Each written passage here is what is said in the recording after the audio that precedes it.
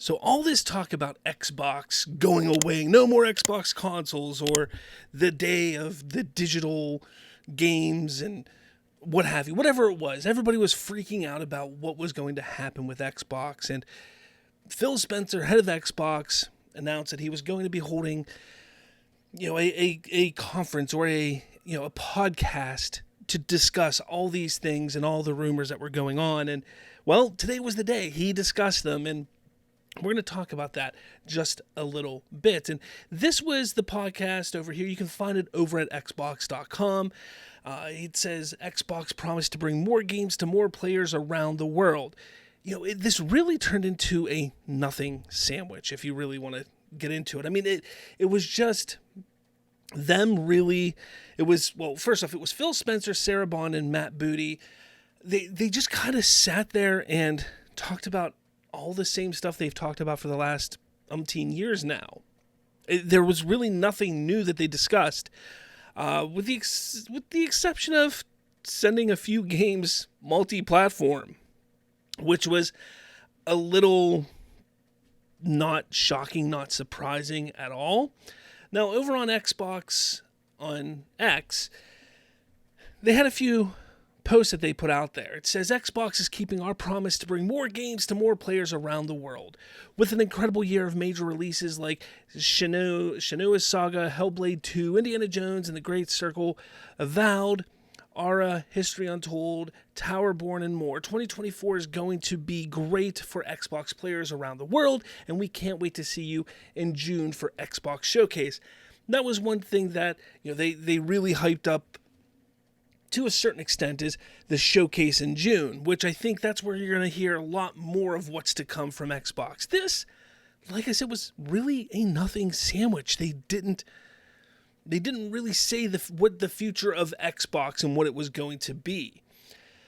But on X, it continues. Today, we're also continuing our commitment to expanding the communities we reach. We are in the process of bringing 4 Xbox games to other platforms. These are games in which have been available to Xbox players for at least 1 year, including hidden gems that deserve to be experienced more widely, and live service games whose communities will benefit from welcoming even more players. We will share more details on these titles soon. Now, obviously, people are speculating like crazy what these games could be. I've seen people say it's going to be Halo. I've seen people say it's going to be Forza. Who knows? Starfield. Who knows what it's going to be? I think in June, that's when they're going to announce that. I think that's going to be at the Xbox Showcase is when they're going to announce these games that are going to be multi-platform games. I honestly don't think Halo is such a bad idea. Maybe just the multiplayer. And let me tell you why. Keeping the single player, the campaign, exclusive to Xbox makes sense. That's the draw to get to Xbox. But the multiplayer is kind of the taste. Hey, this is what Halo is. If you like it on PlayStation, if you like the multiplayer, if you want to explore Master Chief and the story, get an Xbox, get a Series S. Come over, check it out, play it on Game Pass. That is what I think is a really cool idea. I think that would really work for Halo. Maybe I'm wrong, but I think it's a smart move. I think it's an intelligent move by Microsoft if that would be the direction they go with this. Because I don't think it's going to be something as simple as they're just releasing entire games to the multi-platforms, specifically with Nintendo. Imagine Halo on the Nintendo. You can play Halo Infinite multiplayer on the Switch. Why the heck not? Why the heck not? I've said that for so long. How great would it be just to be, sitting on break, pull out your Nintendo Switch and you can play some Halo Infinite on your break at work. That'd be pretty cool. But let's see what happens. Like I said, I think that's going to be at Xbox Showcase in June, what they're going to do there. But it continues as we begin to fulfill our promise to offer Activision Blizzard games with Game Pass. We're happy to share that Diablo 4 will be available with Game Pass on console and PC on March 28th. Game Pass will continue to only be available on Xbox platforms and will have all first-party games playable on day one. This, I think, is an issue. They've really been pushing Game Pass for so long. And I do believe at some point in time, Game Pass is going to be the console's version of Steam. I do. I think that's what's going to happen. Sony cannot. They've tried. Their online capabilities are crap. Nintendo's are even worse. Xbox, Microsoft, they figured it out. They figured it out 15 years ago, almost 20 years ago at this point. They figured out console online gaming like nobody else can and nobody else has. And Game Pass was the next step in that evolvement of console online console gaming. And I think the right move is to rebrand it, which they've already started doing, rebranding it to Game Pass, just Game Pass or Microsoft Game Pass, and then eventually saying, Sony, would you like Game Pass on the PlayStation? And maybe just make it cloud-based for the time being on the PlayStation. Nintendo, Game Pass. And you start to expand and you start to build out, because then your Sony players, sure, they bought the PlayStation, but now they're buying a subscription to Game Pass. And Microsoft is now making money off of Sony players. Now Microsoft is making money off of Nintendo players. But Sony still making some money off the deal. They're still getting a lot of the games that they could be losing, such as their Activision Blizzard games, their Bethesda games. You see, it's a really smart move by Microsoft to go that route. And I think that's the direction that they could be headed. And I think in the very, very not too distant future, but in the future, your Xbox consoles are going to be more of just a Game Pass box. If there is still a console around, it's going to just be a box that just connects you to your Game Pass. And that's that. Because that's what Microsoft wants. They want the subscription format. They want you to subscribe to Game Pass. And that's that. I think that's where they're going with it. So for now, Game Pass will continue to be available on Xbox platforms, and we'll have first-party games playable on day one, which is incredible. I love that about it. It also says Xbox hardware will also continue to be a flagship experience for players and for game developers to launch games on, with a robust and innovative multi-year hardware roadmap, including more consoles and controller options for you this holiday. I like how it says multi-year hardware roadmap.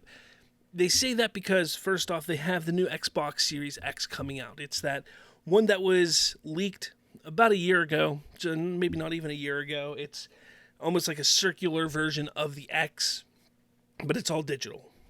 And that's going to be like the Pro version. That's supposedly coming out next year, I believe, 2025, maybe 2026, but I think it's 2025. And the next generation of consoles is already being worked on. There's your years of innovation, a multi-year hardware roadmap right there. So yes, they're not lying. They do have years, a multi-year hardware roadmap that they have. But I'm telling you, their main focus is Game Pass. Their 10-year, 15-year focus is Game Pass. It is not their hardware. It is getting these studios, getting everybody under this umbrella of Game Pass, and having people subscribe to Game Pass, whether you have a PlayStation, a Nintendo, or a computer. That is their goal. Xbox will continue to be a platform where you will play the biggest games, a platform that is dedicated to you with features like backwards compatibility, cross-save, cross-play, and robust cloud features. Again, that all falls into what I'm saying about the Game Pass, because cross-play, cross-save, and robust cloud features. The Game Pass truly relies on cloud features. Them building out the cloud features is huge for Game Pass. Absolutely huge. Cross-play, cross-saves, and backwards compatibility. People love being able to play old Xbox, old 360 games, old Xbox One games. That's what they love to do. And it's so much simpler, so much easier to put that on Game Pass.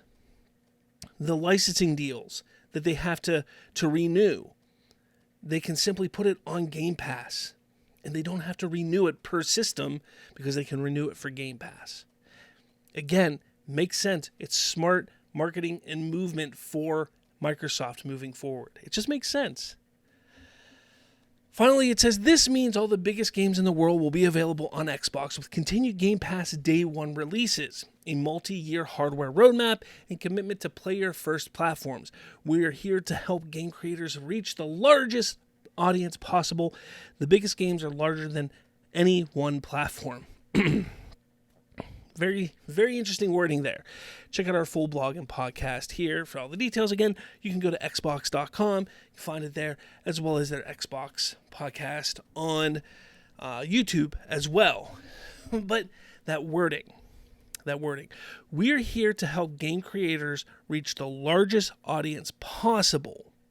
The biggest games are larger than any one platform. And that's not to say that, we want to make sure it's on PlayStation, Nintendo, Xbox. No. They believe that Game Pass, they look at Game Pass as bigger than any one platform. They look at Game Pass as their ultimate goal. I'm telling you, I've been saying it for a while now. I hate to be proven wrong because, and I've said this before, I used to say the future of gaming is mobility. And this still kind of goes hand in hand with that. But I've always said, you can take your phone anywhere with you. People love mobile games. Nintendo did it right with the Switch. Mobility, being able to take your home console with you anywhere, to be able to play it wherever you are.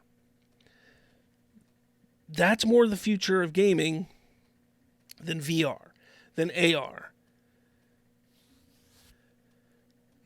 Microsoft has taken that a step further with Game Pass. Now all they need to do is find the mobility and improve on that. They've done a pretty good job with the cloud gaming. I think it can be improved on quite a bit more. That also depends on your carrier, your service. Is 5G available? I know 6G is going to be launching soon in some areas, if it hasn't already. So that a lot of that depends on how great your experience is with cloud gaming.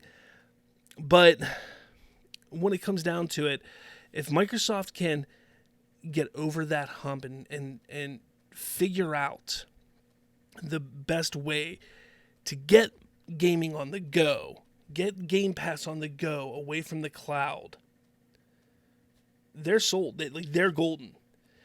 And the best way to do that is to get Game Pass on Nintendo, to get Game Pass on Sony. And it's happening. I don't know how else to tell you, people. That's what's coming. And that's what all this is about. And if you don't see it, if you don't believe me, bookmark this. Come back in 5 to 10 years and tell me I'm wrong if I'm wrong.